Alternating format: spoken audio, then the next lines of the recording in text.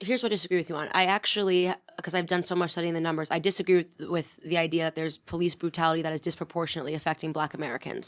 I don't disagree with you on the fact that Black Americans are disproportionately being locked up. But what I disagree with you on is the reason why. It's nothing to do with, in my opinion, because we're Black. Like, we're not. There's no sentence that you get 20 years because you're Black, but there is economic privilege in this country. And if you're rich and you can get a great lawyer and you can get off, then great. Like, I've had girls had their white friends of mine had their entire DUI go away because their dad paid the judge $25,000. It's not because she was white. It was because her dad had $25,000 to pay to a judge. Yeah. Money doesn't see color. But the Black community is economically depressed. Why?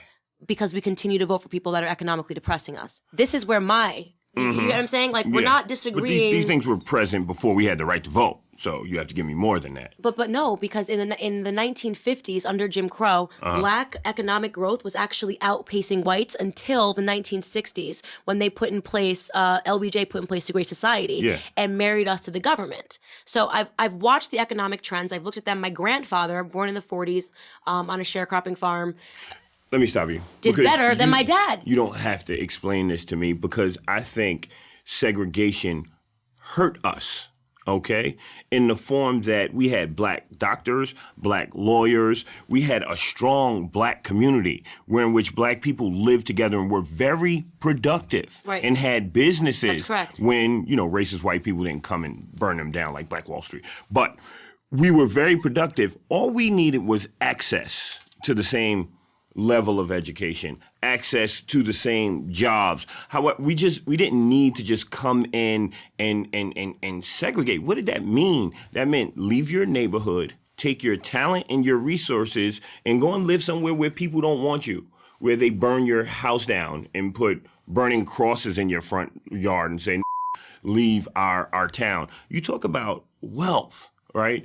The average college graduate that's Black makes $13,000 less than the average white college graduate. You look at these numbers, you look at the wealth gap and how it extends, and then you say something to me like, well, they can afford lawyers. So now you have this wealth gap, and you have white people who are sitting on top of this and Black people who are on the bottom. And then you talk to me about the criminal justice system. And that's where it manifests. But hold on. First, I want to talk about this idea of white people making more money when they get off of school, because there's so many other factors that could contribute to that. What are the majors that people are taking? If you actually look at, what's it called when you let people in because of the color of their skin? Affirmative action actually negatively impacts the Black community. Because if you're going to go and just get into school because you're Black and your grades aren't going to be as good as your white classmates, when you get out of school, they look at your record and how you actually did. So it doesn't serve us. We actually just need to compete and get into the schools that we deserve to be in, and then maybe we could be at the top of those classes because we're in schools that we should be into. Dr. Thomas Sowell does a brilliant job of breaking this down, of how. And there's also another book called Stop Helping Us, affirmative action being another thing that is supposed to be helping us, but if you look at the results, it's actually hurting us. Well, if my name before I changed it was Walter Newsome.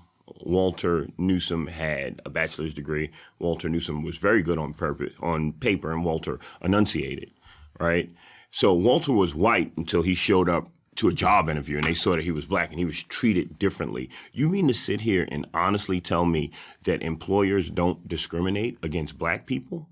Like, that there was no need for affirmative action? Like, there were doors that had to be broken down. There were barriers that had to be, we had to jump over these hurdles so you and I could have this conversation. If it wasn't for people taking these steps and people like me, you wouldn't have this show. Wait, hold on. These things are a necessity. I didn't graduate university, so actually. No, you're somewhere else. But what I'm saying is that I'm not debating having these opportunities right, because of the freedom fighters. I'm not going to debate whether or not affirmative we action. needed affirmative action. Yeah. I'm not interested in the past. I'm actually interested at just objectively looking at the results, which is that it's harming the Black community. It's not helping us. Okay. So when you say on the outset, and because you still have these diversity officers. My friend because we're not able to compete. Head diversity officer compete. at J.P. Morgan, and he literally has to go into these rooms and teach these people what diversity should look like. Diversity and inclusion is serious because these corporations just don't get it.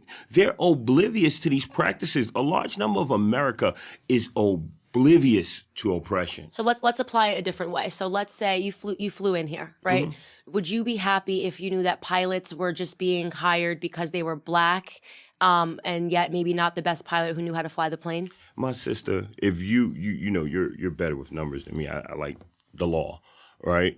Or do you just want the person that's actually the best equipped? What you would want to see is, what you'd have to understand is, black people have to work twice as hard and overcome twice as much. Me coming from the crack era in the South Bronx, I had to work twice as hard just to survive and then thrive in schools that were subpar, in schools that put me on a path to go to jail as opposed to college. Oh, I agree with you about the education system. We can get into that, but again, that brings me to the Democrat Party. So what I'm telling you is, if it's a black man, like one of my friends, his name is Denville, who's flying that plane, I look at that black man and say, wow, brother, you had to work twice as hard to get there. See, because your family didn't have those opportunities. I really hope this guy knows how to land the plane. I don't care what color he is. I mean, I see a black person in positions. Now, there's still black firsts, right? Like Louisiana has its first black female mayor.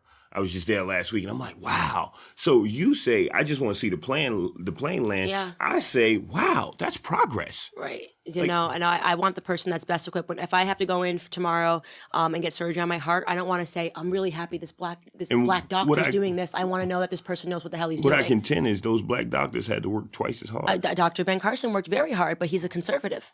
Right, and he's called stupid, and he's called an Uncle Tom, and he's called a coon because he's a literal brain surgeon that is called stupid and rejected by our community as he's trying to explain to us, because he has expertly, and if you read his stuff, explains to the black community that the help is hurting, and he had no one has a story about coming from nothing harder more than Dr. Condoleezza Rice and Dr. Ben Carson, literally nothing. You right? Leave my guy from Harlem, the Bronx out, Colin Powell. Don't leave my guy from my neighborhood. Colin Powell too. You can't leave him out. Yeah. Right, and so they make it. And they then go back and try to offer the community, hey guys, this is what's going on. I'm now at the top, and I'm trying to tell you something. What's Ben Carson offering? Dr. Ben Carson, what's he offering? He works for HUD. I mean, a lot of people have jobs that don't do. We know this, right? He has tried to explain to the black community. This is what bothers me, is that the black community is so quick to tear down people that have the most amazing feats, and yet we'll put LeBron James up and be like, he's a hero. He put on a Beto cap. No, listen to what Dr. Ben. Have you read his books? He's trying to help the black community, and we're so ignorant that we just go, oh well, he's a conservative, so what's he doing? He's got a job. He's not doing. I beg to differ. He broke barriers. I beg to differ. We learned about this man in school, right? We learned about him in school, but when you look at people and you say, okay, are they fighting for us? You are prejudging. Get that out of your mind. Not all black people think like that. You lead a movement where black people don't think like that. So don't say all black people feel this way, because they don't. About what? About Ben Carson because he's a conservative. No, we don't. We feel that way because we don't see the end result, the work product that he has. Like, I judge each party. I judge the person. I think America's too caught up in these identity politics and in this polarizing culture where we just can't say, hey, that's a good man or that's a good woman. That person can't be good or do good things if they're on the opposite side of the political spectrum to me. Obama, I love Obama, but I had a lot of problems with his administration.